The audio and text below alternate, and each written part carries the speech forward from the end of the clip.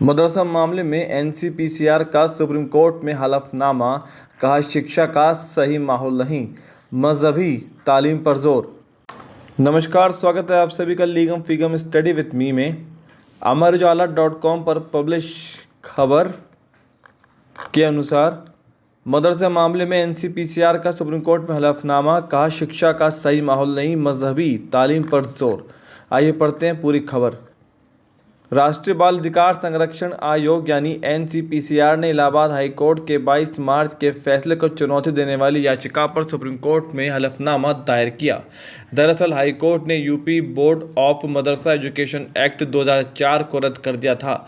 इसी फैसले को शीर्ष अदालत में चुनौती दी गई है।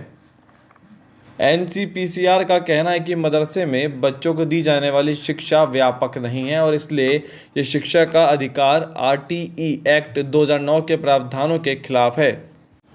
आयोग ने आगे कहा कि मदरसों में बच्चों को औपचारिक और सही गुणवत्ता की शिक्षा नहीं मिल रही। मदरसे शिक्षा के अधिकार कानून के तहत भी नहीं आते, इसलिए वहाँ के बच्चे आरटीई एक्ट के तहत मिलने वाले लाभ नहीं ले पाते। आगे कहा कि बच्चों को न केवल एक उपयुक्त शिक्षा से वंचित किया जाता है, बल्कि एक स्वस्थ वातावरण और विकास के बेहतर अवसरों से भी वंचित किया जाता है। उन्हें मिड डे मील, यूनिफॉर्म और प्रशिक्षित टीचरों जैसी सुविधाएं नहीं मिल पाती। मदरसों में कई शिक्षक ऐसे होते हैं जिन्हें कुरान और धार्मिक ग्रंथों की जानकारी के आधार पर नियुक्त कर लिया जाता है। उन्होंने खुद ही शिक्षक बनने के लिए ज़रूरी ट्रेनिंग नहीं ली होती है।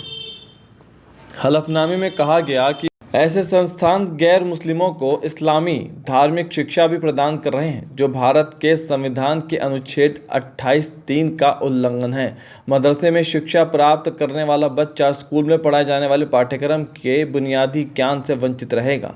आयोग ने कहा कि मदरसे न केवल शिक्षा के लिए असंतोषजनक और अपर्याप्त मॉडल पेश करते हैं, बल्कि उनके कामकाज का तरीका भी मनमाना है, जो पूरी तरह से शिक्षा के अधिकार अधिनियम 2009 की धारा 29 के तहत निर्धारित पाठ्यक्रम और मूल्यांकन प्रक्रिया का अभाव है। आपको बता दें कि इलाहाबाद हाईकोर्ट की लखनऊ पीठ ने 22 मार्च को UP board of Madrasa education act 2004 को असंवैधानिक करार दिया।